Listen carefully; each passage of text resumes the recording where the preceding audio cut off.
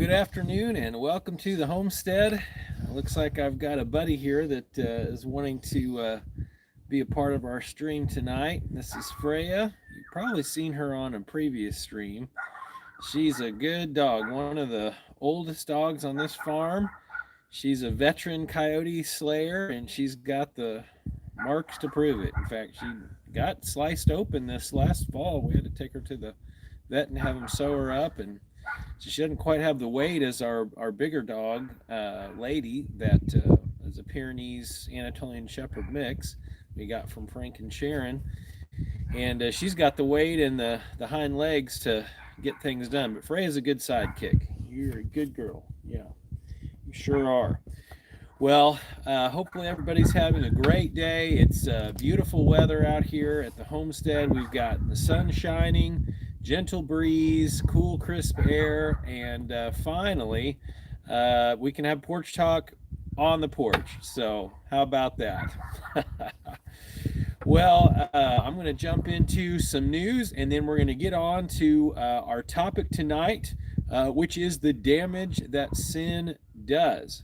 And I know for some of you that are watching out there, you don't really believe in sin, or you don't necessarily believe in the idea that there are things that are right and wrong or good and bad. There's just this choice or that choice. And so I understand that this could be a challenging discussion for you to consider. And so I hope you'll approach it with an open mind. I intend to do just the same tonight as we look at this topic. And we're going to look at it, in light, obviously, of what's happening in Europe, but it goes, of course, far beyond that into our personal lives and into the decisions and the lives that each of us make and live each day.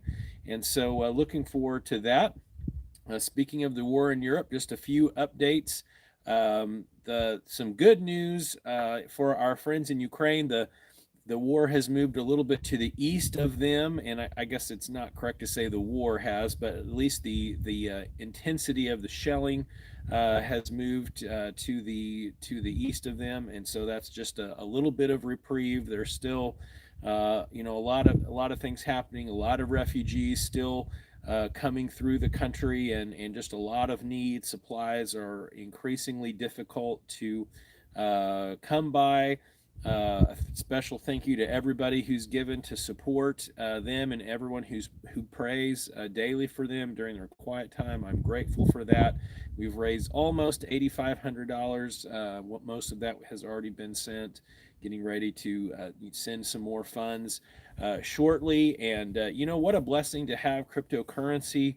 To be able to send those funds quickly and easily, and it's in a way that they can spend those funds quickly and easily without all of the time waiting and wasting and fees from institutional banking and the old financial system. And so just really thankful for that. Really the first time in this kind of a situation that we've really had that opportunity. So that's really great.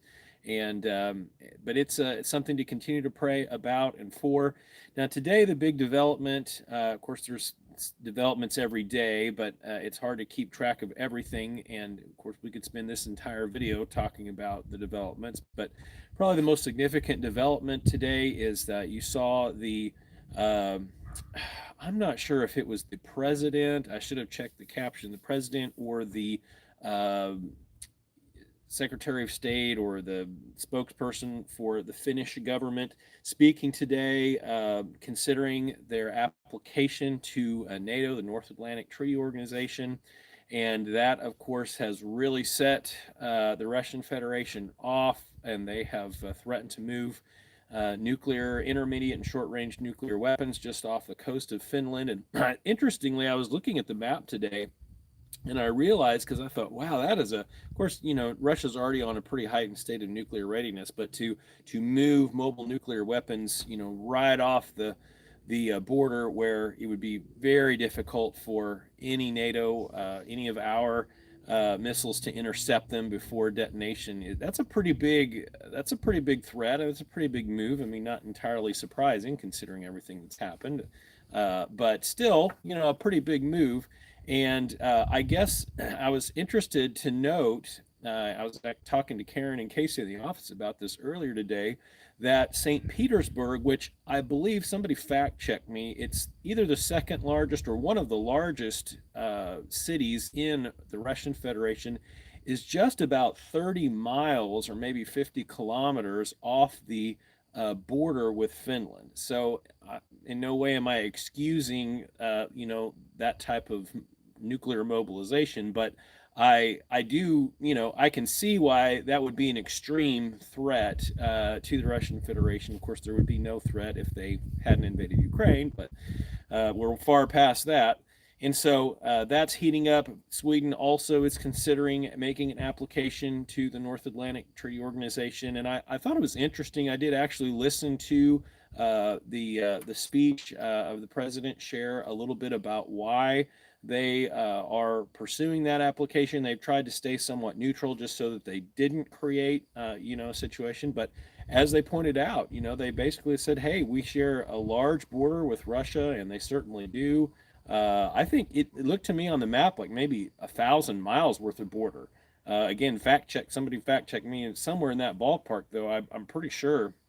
And that they don't want to suffer the same fate that Ukraine did, and she or he or she, the lady that I was watching was a she, whomever she was. I'm not sure if she was a president, but whoever was speaking on behalf of the Finnish government indicated that the Article 5 was the main reason why they felt it was appropriate for them to apply to become a NATO nation, because they needed the protection of the missile shield, nuclear missile shield, as well as guarantees that our military and our allies would come to their aid should the Russian Federation invade. So, pretty big escalation in the situation, and we're all, of course, watching and praying.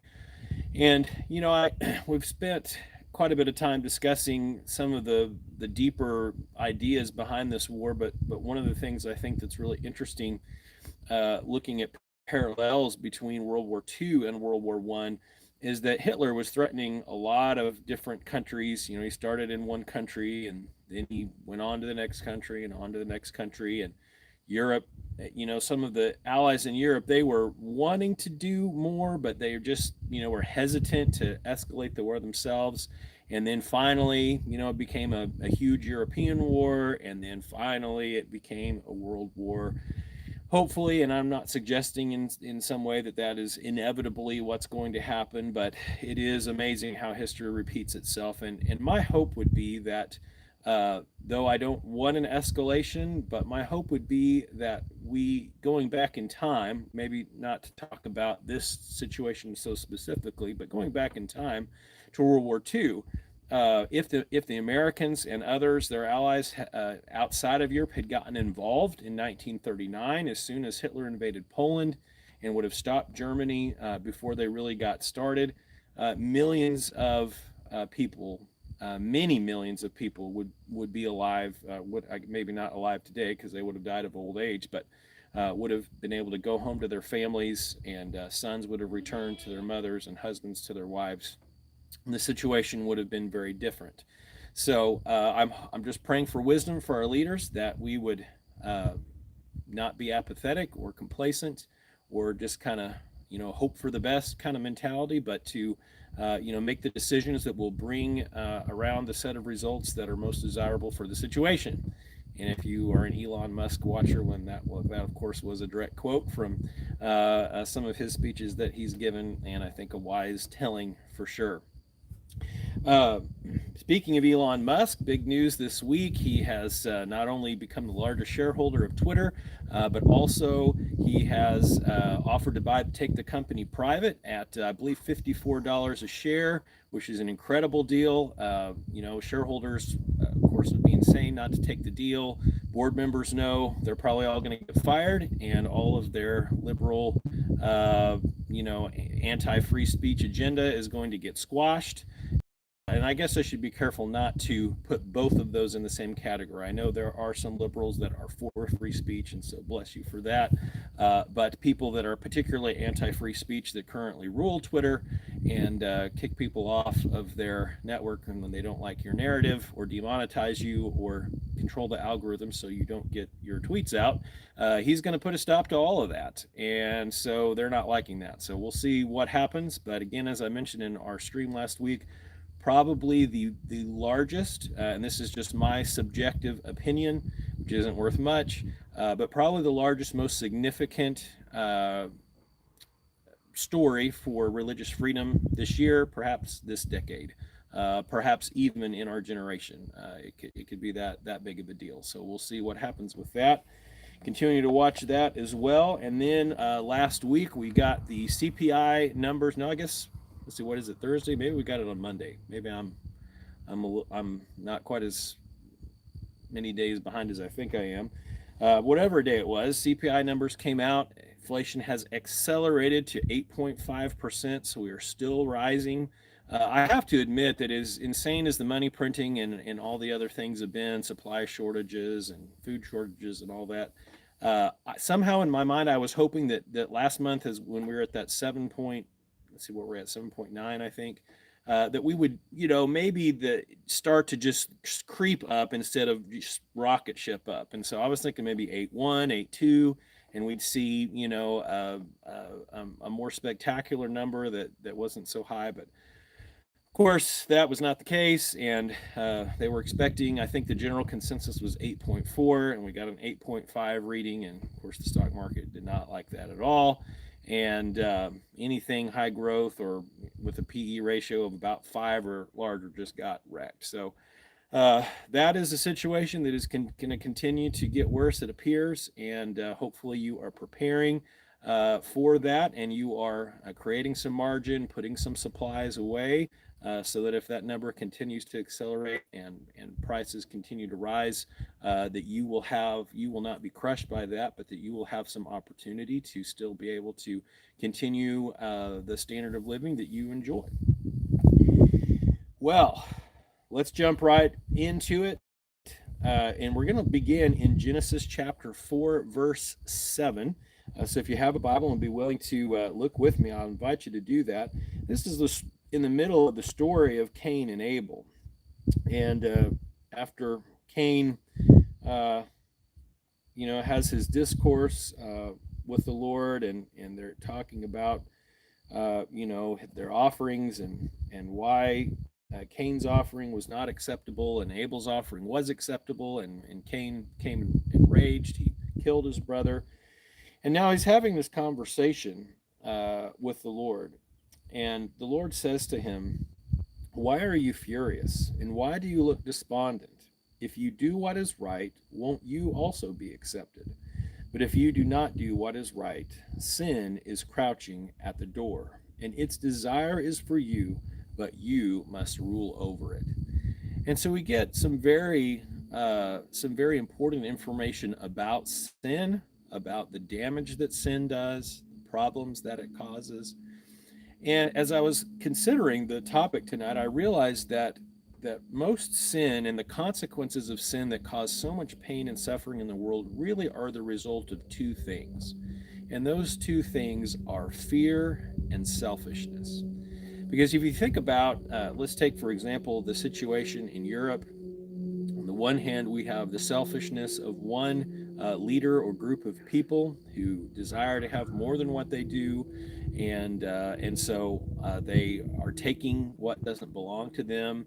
But then also some, are responding in fear at the same time, that they're afraid of what might happen should their enemies get too strong, and so they're acting decisively. So that's the one side. Then on the other side, again, there's always two sides to every coin. And of course, we always see ourselves as the good guys, but I think it's important for us to understand that we have our own shortcomings, and we have become a nation that is very inwardly focused. And while we do some great things for the world, certainly there are more things that we can be doing. And we also are responding, I think, to this situation in fear. Instead of reacting decisively and intentionally, we are responding in fear, and so that is a difficult thing. But I would like for us to take a few moments and just pull out some of the elements that we see here. First of all, as the Lord is speaking to Cain, he says, "If you do not do what is right, then sin is crouching at your door." And I think it's interesting that we do correctly say that it is not wrong to be tempted, but yet this verse indicates, and I have, okay, hold on, earthquake. I have a friend over here. This is Snuffleupagus, and Snuffleupagus has decided to scratch on, yes, thank you, I love you too, on the camera. So we're going to take just a moment and deposit him over the fence, and I'll be right back. So grab a drink real quick and give me just a minute.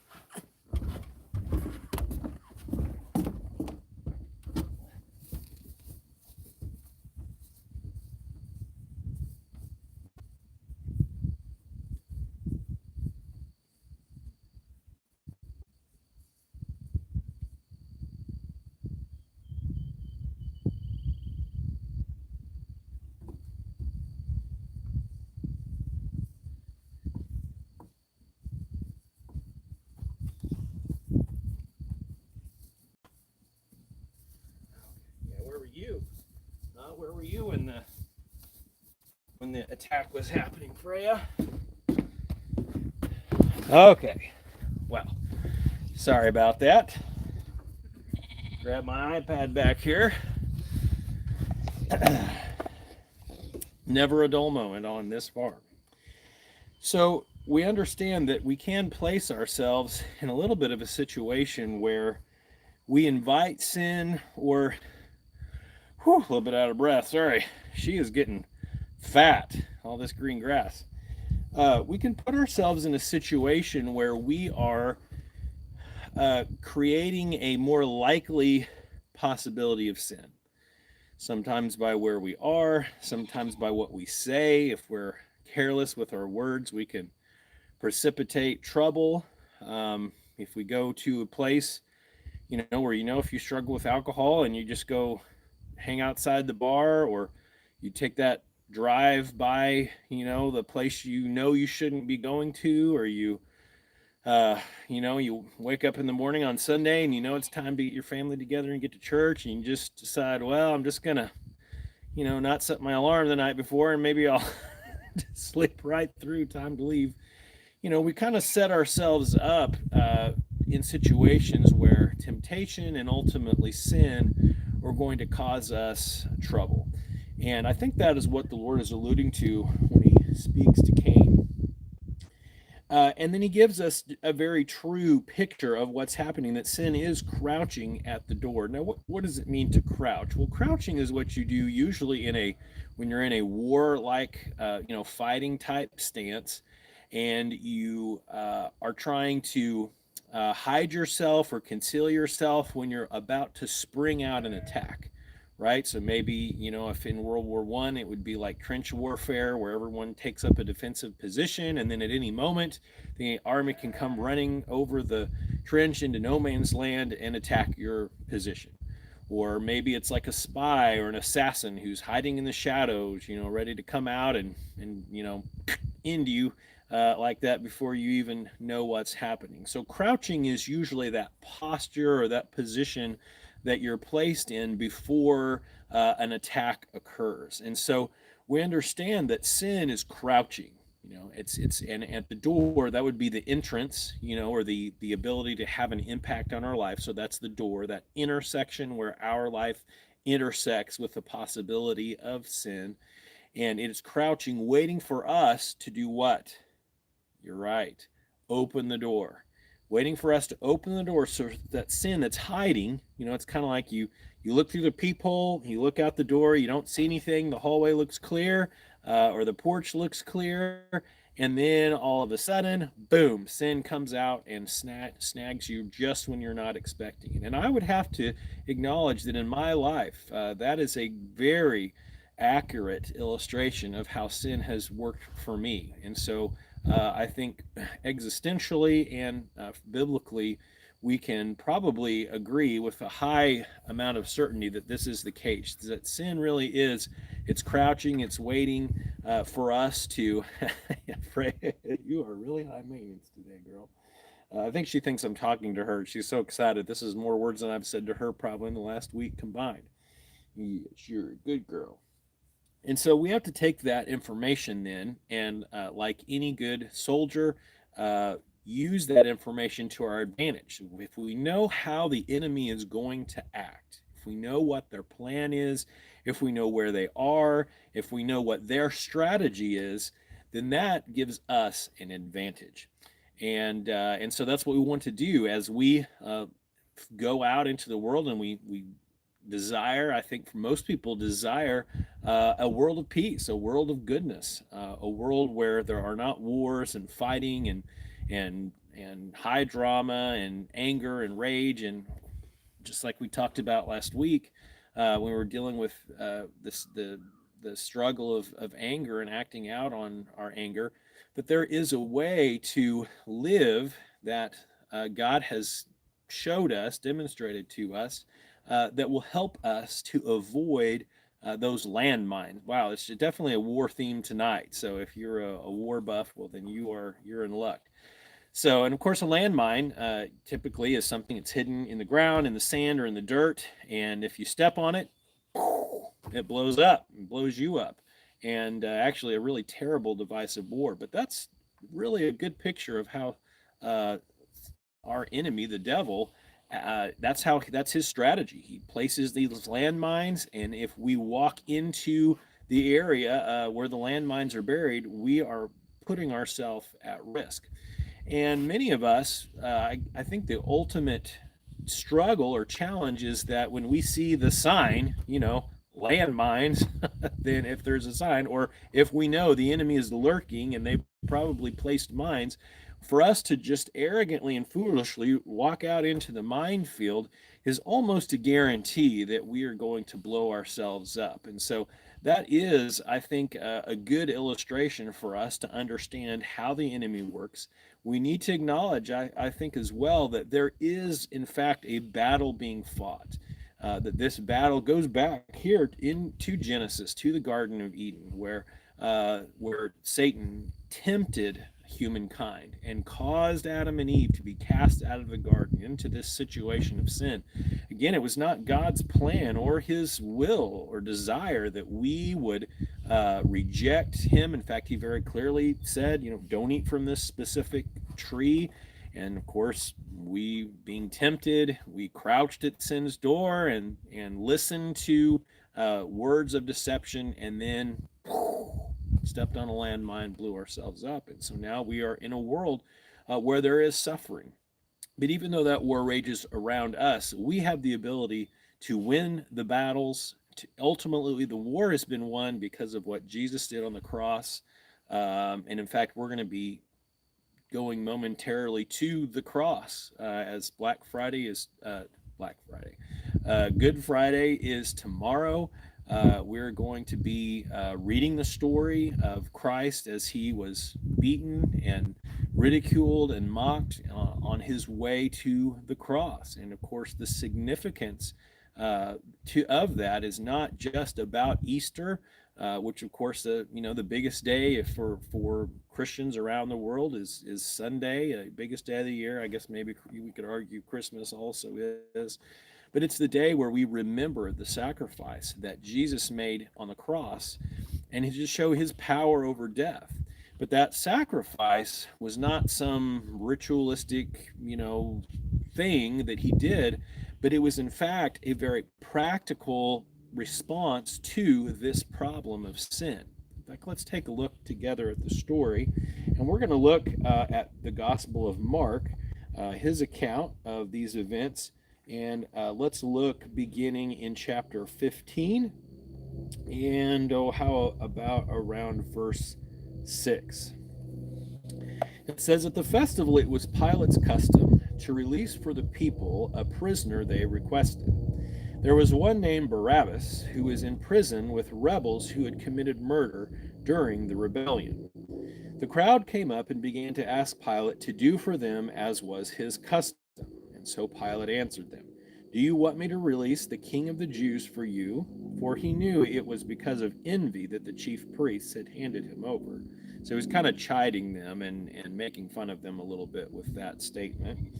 But the chief priest stirred up the crowd so that he would release Barabbas to them instead. So, what's happening here? Well, there's a tradition at this specific time that there would be mercy shown by the Roman figurehead that was uh, in charge, and that they would release one prisoner.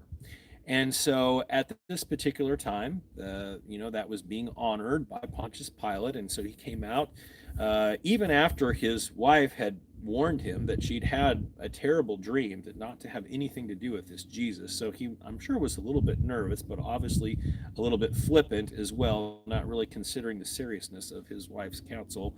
As he goes before the crowd, and of course, he's very mindful of the priests who are there, who have an agenda, whom he needs their cooperation so that Rome doesn't have so much unrest and they don't have so much trouble collecting taxes, but at the same time doesn't understand their religion, doesn't understand their rebellion. And the last thing he probably wants to do is let this Barabbas, who is a big rebel leader, that would be like if somebody, if America was conquered and then, we were trying to, kind of fight this guerrilla war to get rid of the country that had conquered us. And so, you had your leaders, or maybe think back to the American Revolution. So you'd have this George Washington. So let's just say, you have this like super nice guy who didn't really do anything wrong. And then you have George Washington, let's say you're Great Britain, and you were getting ready to release one of these guys. Well, who would you want to release? Well, certainly not George Washington, because he's the guy that has the most chance to overthrow you and your nation who's occupying their country. So, you would want this decent human being to be released, but of course, the pressure from the priests and excuse me, the crowd who was being incited by the priests, why they were, who's feeling the pressure to succumb to that. And so that's really what's happening. And so in verse 13, it says, again, they shouted, crucify him. And then Pilate said to them, why? What has he done wrong? But they shouted, crucify him all the more. Then, willing to gratify the crowd, Pilate released Barabbas to them, and after having Jesus flogged, he handed him over to be crucified. Now, I want to talk for just a moment about what has happened here, because many of us think about Jesus' crucifixion and death on the cross as being, really the worst thing that happened in this scenario. And I, I was not there, and I did not experience what Jesus experienced. So I'm not going to try to pretend to act like I know what the worst part of that was. I mean, for all we know, it could have been Jesus in the Garden of Gethsemane when he was facing, when God was revealing what he was to be facing.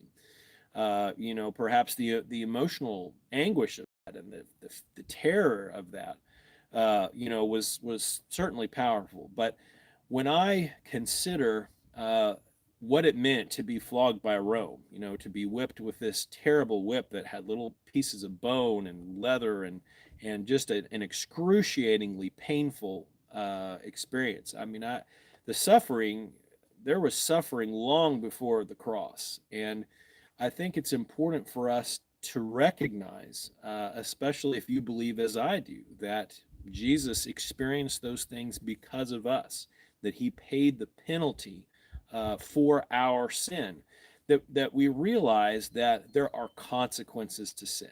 There are consequences to giving in to temptation. And when we open that door and that sin that's crouching, that's hiding, that's concealed jumps out, and it leads us onto a path of sin, there are consequences. And let's look today. I mean, look at the terrible consequences that have already occurred at this war that is happening in Europe, that has no possibility of end in sight. That's just beginning. But let's just say for a minute that somehow something miraculously happened and the war ended tomorrow. Look at what's already happened. The tens of thousands of people that have been killed, that have been injured, children that have lost their parents or parents that have lost their children, people whose homes have been destroyed.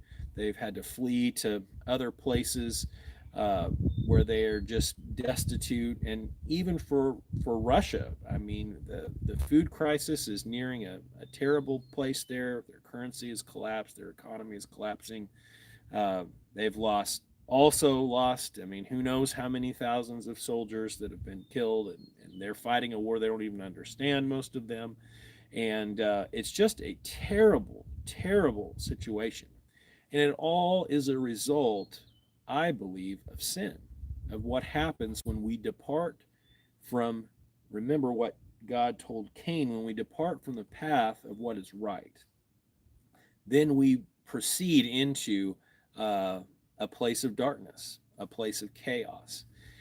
And I know that many people believe that those things can be solved by human reason and by, some kind of evolution of intelligence on the part of humanity. But for thousands of years, that has not been the case. And so I am not sure, while I respect and admire the hope of that, I've not seen any evidence that within ourselves, humanity has the answers. They have the ability to deal with the sin problem on their own. But yet, God, who created us, who has the blueprint for how humanity works, has told us that the key to avoiding sin is to stay on a right path. And so, of course, what is a right path? Well, the Bible is full of what God has laid out as the right path. So, but to give a few examples, just so we can kind of take this all in as we're thinking about it, we have the fruits of the Spirit, which is love, joy, peace, patience, kindness, goodness, gentleness, self control, all of these characteristics that would seem to take us off of the path to the no man's land, or to the where the landmines are, and would keep us on a place where we avoid that. So imagine for a moment, let's take Russia, Ukraine, NATO, everybody, Poland, everybody that's involved in that situation. And let's just say, going back in time from the beginning, what if all of the leaders, all of the people involved, they displayed those characteristics? Gentleness. Would a gentle person murder thousands of people, shell and launch missiles and threaten, nuclear war? If you were a gentle person, no. If you were self-controlled, would you enter the human race into a third world war? No. If you were patient, would you demand that what you need, or what your nation needs, or what you personally need, maybe out of pride, happen right now, and you're just going to force the issue and insist that things happen a certain way? No. And so on both sides, I mean, if they're, I have to think, if we feel like Russians are brainwashed by the propaganda in their country, I have to think the same thing is happening here. And so maybe there are some things that I am not aware of or don't understand that would have provoked, in some way, the Russian Federation to this preemptive strike against Western Europe. Well, if, let's say that is the case, that perhaps if we would have been more thoughtful about how our actions were provoking them, and if we had sat down at the negotiating table and discussed ways to, avoid the type of fear and rage that has, incited this situation, then perhaps we could have avoided ever getting there. Now, in contrast, the works of the flesh, we know, are jealousy, anger, selfishness, all of the things that, when we think about, what's undesirable in a person, then of course many of those items come up. And so if we focus on embracing the fruits of the Spirit rather than the works of the flesh or the works of evil, then that keeps us from coming to the place. And those things would seem to work in this situation, just considering the situation in Western Europe. That would seem to be the case, that if that cooler heads certainly would have prevailed had the fruits of the Spirit been the way that that situation was handled. Now, some of you may have the philosophy that might makes right, or oh, that's silly. And at the end of the day, talk is cheap, and force and strength is the only thing that matters. Well, I hear that, and I do understand the argument, and I would in fact even give to that position the case that had America not become a little bit weaker over the last however long a period that our military has diminished, our nuclear readiness has dramatically been reduced, and that we've just become a little more inwardly focused, to the extent that that's happened, and that we have a leadership that is disinterested in the mass murder of thousands, tens of thousands of people, then that does suggest to me, that there is some truth to that. So I don't want to completely uh, say that that position has no merit, because I think probably just that alone, America showing a greater amount of strength may have prevented this situation. But I I do believe in the old cliche that might does not, in fact, make right, and so I think sometimes we want that to be the case, especially if you're the one with the might, and that's the problem. That's why mob rule doesn't work, because the majority can take from those who are weaker or who don't have the ability to defend themselves, and so that situation never works. That's why there needs to be an absolute truth, an absolute right, an absolute wrong. That doesn't mean there aren't ever gray areas. That doesn't mean there can't be mercy and grace showed. Certainly, we see that in our story here in Mark. I mean, that is ultimately what is happening. I mean, the consequences, in Romans, we see the wage of sin is death. The result of sin is death. And so here Jesus is, out of compassion for us, out of love, being the gentle man that he is, being self-controlled to not escape the situation, even though we even see that he had the power to command angels to come to his rescue. He unselfishly sacrificed himself for our sin so that we could have forgiveness for our sin. And so, what a powerful, powerful story. And in my mind, the power demonstrated in what perhaps was perceived, certainly by the religious leaders and the Romans, as a weakness, where Christ didn't remove himself from the cross. He didn't take the easy way out or make the disciples fight his war. And of course, as we saw last week when we discussed the story of Peter, uh, Peter was ready to fight. He was ready to use violence, to use might, to get his way, and Jesus stopped him. And so we can see that true strength is not in might, in military might, or in who has the loudest voice, or who's the most persuasive or the strongest, but rather strength comes from the person who is the most committed to what is right, to following the laws of God. And that, of course, is why a nation, a world, a community, a household that is ruled by law rather than might, or what a certain person wants to do, is always better, and we always see better results. And so, as we go back to our story, it says the Roman soldiers led him away into the courtyard, that is the headquarters, and called the whole company together. They dressed him in a purple robe, twisted together a crown of thorns, and they put it on him. And they began to salute him, saying, "Hail, King of the Jews!" And they kept hitting him on the head with a reed and spitting on him. And getting down on their knees, they were paying him homage. And when they had mocked him and stripped him of the purple robe, they put his clothes on him. I believe to show how badly they had beaten him and how badly injured he was, because they had taken it way too far. That's just my speculation. And they led him out to crucify him. They forced a man coming in from the country who was passing by to carry Jesus' cross. He was Simon, a Cyrenian, the father of Alexander and Rufus. And they brought Jesus to the place called Golgotha, which means the skull place. And they tried to give him wine mixed with myrrh, but he did not take it. And then they crucified him and divided his clothes, casting lots for them to decide what each would get. Now it was 9 in the morning when they crucified him, and the inscription of the charge written against him was, "The King of the Jews." And they crucified two criminals with him, one on his right and one on his left.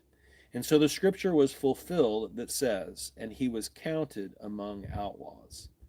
Those who passed by were yelling insults at him, shaking their heads and saying, "Ha! The one who would demolish the sanctuary and build it in 3 days, save yourself by coming down from the cross." And in the same way, the chief priests with the scribes were mocking him to one another and saying, "He saved others, but he can't even save himself. Let the Messiah, the King of Israel, come down from the cross so that we may see and believe." Even those who were crucified with him were taunting him. And so you have this scene where, because of the arrogance and the foolishness of humankind, we could not see or understand what was happening, even though Jesus himself had alluded to what was coming at times with his apostles and to the crowds. The truth of what was happening was missed, and this idea of might makes right, and what we can see is what is really the truth. That problem, which is somewhat of a cancer or a poison to humanity, has caused all of this. And in fact, even those who were crucified with him, at least one in particular, uh, was mocking him. Now, when it was noon, darkness came over the whole land until 3 in the afternoon. And at 3, Jesus cried out with a loud voice, "Eloi, Eloi, lama sabachthani," which means, my God, why have you forsaken me?" And so we know from that truly the penalty of sin had come upon the Christ, had come upon Jesus. And the Lord had to turn his back on sin because of the wickedness and the terror of it. And yet, at the same time, Jesus, who was innocent, was paying the price for my sin and for yours. When some of those men standing there heard this, they said, "Look, he's calling for Elijah." And someone ran and filled a sponge with sour wine and fixed it on a reed and offered him a drink. And they said, "Let's see if Elijah comes to take him down." But Jesus let out a loud cry and breathed his last, and the curtain of the sanctuary was split in two from top to bottom. And when the centurion who was standing opposite him saw the way he breathed his last, he said, "This man really was God's son." And there were also women looking on from a distance, and among them were Mary Magdalene, and Mary, the mother of Jesus, the younger, and of Joseph and Salome. And when he was in Galilee, they would follow him and help him, and many other women had come up with him to Jerusalem. And when it was already evening, because it was preparation day, that is, the day before the Sabbath, Joseph of Arimathea, a prominent member of the Sanhedrin, who was himself looking forward to the kingdom of God, came and boldly went in to Pilate and asked for Jesus' body. And Pilate was surprised that he was already dead. Summoning the centurion, he asked him whether he had already died. I guess because he didn't believe it. And when he found out from the centurion, he gave the corpse to Joseph. And after he bought some fine linen, he took him down and wrapped him in the linen. And when he placed him in a tomb cut out of the rock, they rolled a stone against the entrance to the tomb, which sealed the tomb, so that no one could come in, as was the tradition. Now Mary Magdalene and Mary, the mother of Jesus, were watching where he was placed. Now I find it appropriate that as we celebrate Good Friday tomorrow, which in our tradition is the time of remembering Jesus' death on the cross, we not forget the reason why he died on the cross. And that reason was sin. That reason was the problem of sin. And every problem has a solution. And the solution was that someone had to be substituted for our sin. It's kind of like, when you have an infant, if you've ever been a parent or a grandparent, or you've helped somebody out, when they're really little and they're starting to eat, they can't really feed themselves. If you put a plate of food and a spoon, on a toddler's tray, they would just have it everywhere. They would be playing with it, throwing it around, throwing the plate on the floor, throwing the spoon around, and very little of that food would actually get inside their mouth. And so you really have to feed them. You have to help them, be able to do that, so that eventually over time they will learn to feed themselves. But initially, they're just helpless. They can't feed themselves, and every animal's like that generally. That they, whether it's a sheep, a cow, they have to have someone train them up, raise them, provide for them. A mother to provide milk for them for nourishment so that they can survive. And in the same way, we do not have the ability to solve the sin problem ourselves. And perhaps, and again, this is my speculation, and let me know in the comments section what you think about this. But I believe that the reason why so much time went by before Jesus, because of course, a logical question is, well, why didn't Jesus come sooner? And why does God continue to allow this situation of sin to exist? And part of it, the reason I believe at least, is that we had to be able to, it had to be demonstrated that sin could not be solved by humankind. That we lacked the ability, we lacked the strength, the intelligence, the spiritual maturity, whatever it is that you want to throw in the bucket of tools and abilities, we lacked the ability to solve that. And we continually created uh, pain and suffering and terror in the world. That, of course, is why God destroyed the world with the flood, if you recall. And so a final solution had to arrive for the problem of sin, and that solution is Christ. And so he has accomplished that task of paying the price for our sin. And now we have an obligation to respond.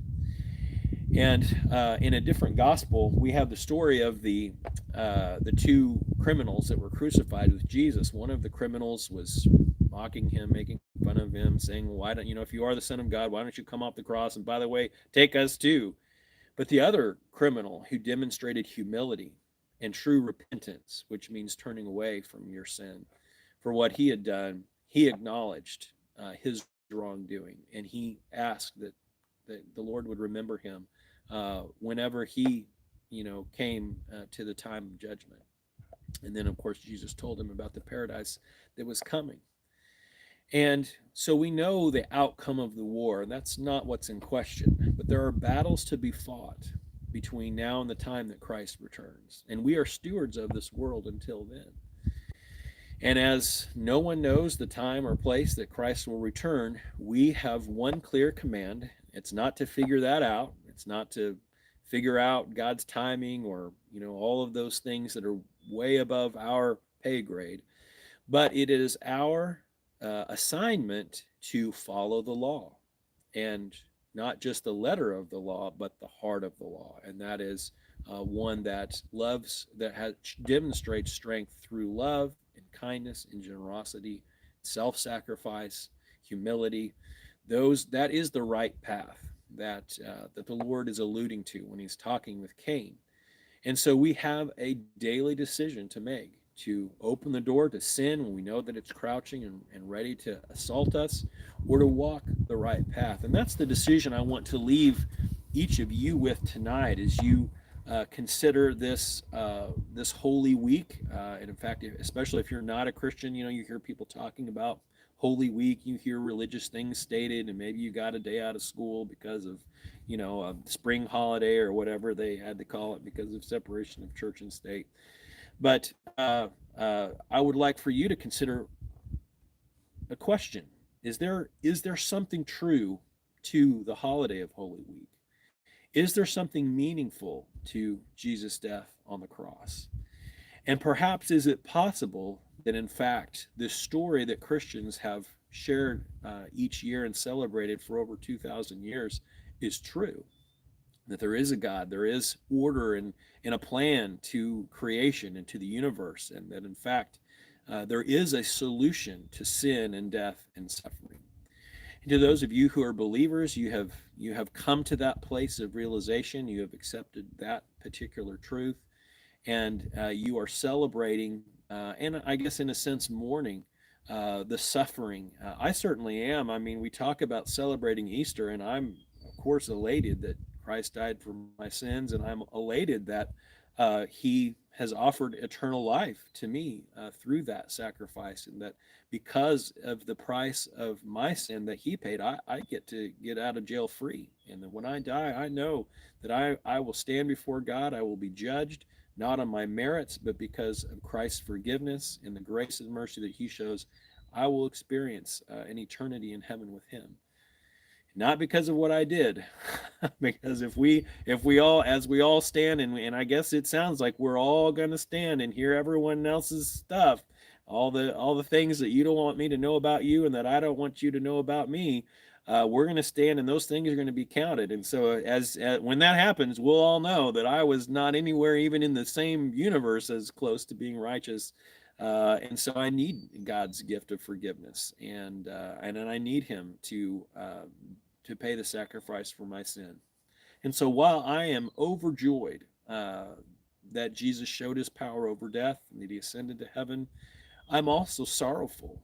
I have a very negative emotional feeling about his death on the cross because I realize that part of the reason that all happened is because of my sin, and I'm sorrowful. It's a time of mourning for me. I'm not celebrating that at all, and I hope that doesn't offend anyone by any means, because sometimes we just, in our little Christendom land, we're just always super positive and super half-full and all this stuff. But I would posit to you that there are times also in that same Christendom of sadness, of mourning, of hardship, and of suffering and difficulty, and that's what I think of on Good Friday. I remember the suffering that Christ endured because of me, and I feel bad for that. And I'm not saying that God wants me to, be downtrodden. And I'm just saying that's how I feel, right or wrong. I'm not saying I'm right. I'm just saying that's how I feel. I feel sorrowful for my sin. I feel sorrowful for the suffering that Christ endured, for the beatings, for the mocking, for the terrible walk carrying his cross up the hill to Golgotha, and just the crown of thorns and them beating him and beating the thorns into his head, and the how it just seemed like that was never going to end. And then somehow, in a way that I can't understand, when God turned his back on him, there was something significant to that event, something terrible that I don't think I could ever truly understand. And so we see that as Jesus cries out there in verse 34. So I hope that is something that you also will consider and think about. And I know life is busy and there's so many things happening. I mean, my kids have got a track meet going right now. I'm getting ready to run off to that and try to catch the end of that. And so I know there's so many things that are happening. But I believe that the problem of sin is worth our attention. And I believe that there is a solution to it. And I believe that we can be a part of that solution. And my prayer is that everyone involved in this situation, as this war in Europe continues to escalate and continues to wreak havoc upon the world in death and suffering and in economic strife and trouble, that somehow, that individuals who are living right, that they would not open the door to sin, and that somehow this thing would be stopped. But we know, as long as we're here upon the earth, the Bible is very clear. There will always be war, or if we're not actively engaged in a war, there will be rumors of that war. And so I'm not surprised, but I am prepared and continue to prepare and continue to place my family into as strong of a position as I can, whether it's economic trouble, whether it's an EMP, whether there is a nuclear exchange, whatever it is, continue to try to prepare to the best of my ability for that, and hope that you are doing the same. My prayers are for each of you, and I hope that you have a fantastic remainder of the Holy Week, and invite you to join us at River Bluff on Sunday as we do celebrate Christ conquering death and being raised from it and providing the opportunity for eternal life for us. We're going to have two services. One will be at 9:30, the other one at 11 o'clock. So please come and join us, and we'll see you soon. Thank you so much. Good evening.